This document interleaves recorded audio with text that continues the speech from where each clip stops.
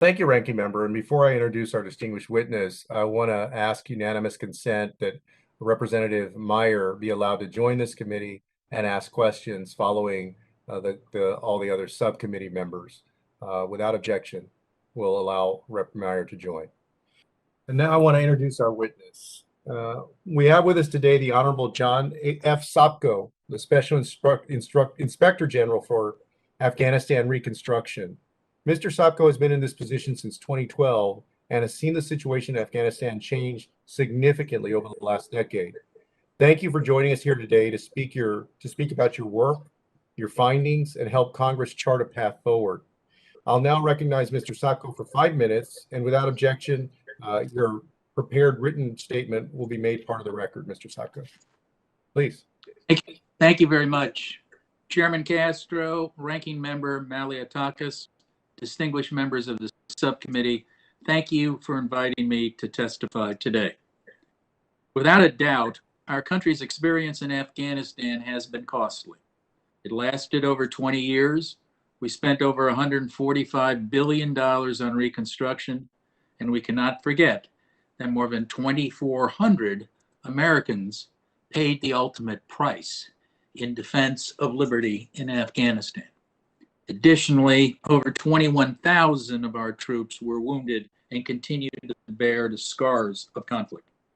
These are sobering numbers, and we owe all who served in Afghanistan, as well as the long-suffering American taxpayer, an accurate accounting of what worked and what did not work in that country.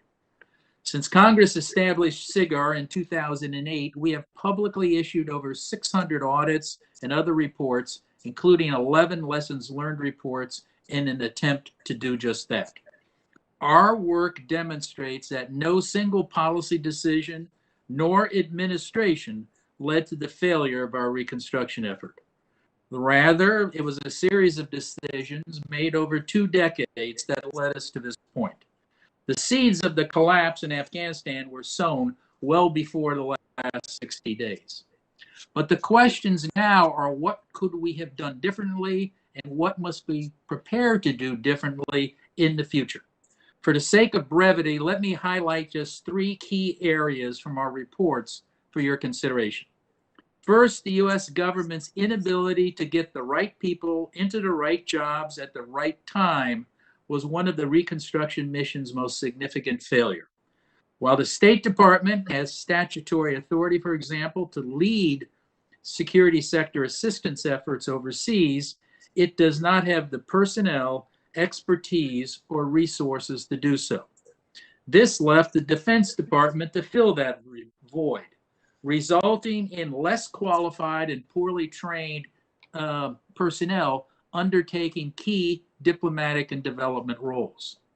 Additionally, state and USAID experienced frequent staff turnovers in Afghanistan of a year or even less service there, leaving their successors to start from scratch and make similar mistakes all over again.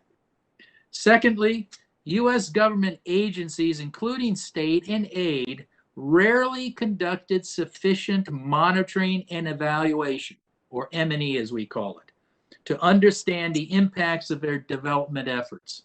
The absence of periodic reality checks created the risk of doing the wrong thing perfectly. By that I mean a project that completed required tasks would be required successful, even though it did not achieve or contributed to broader, more important goals. If better monitoring and evaluation processes had been in place to evaluate programs to combat corruption, develop the economy, build the Afghan security forces, many of the problems that contributed to the rapid collapse of the Afghan state could have been corrected.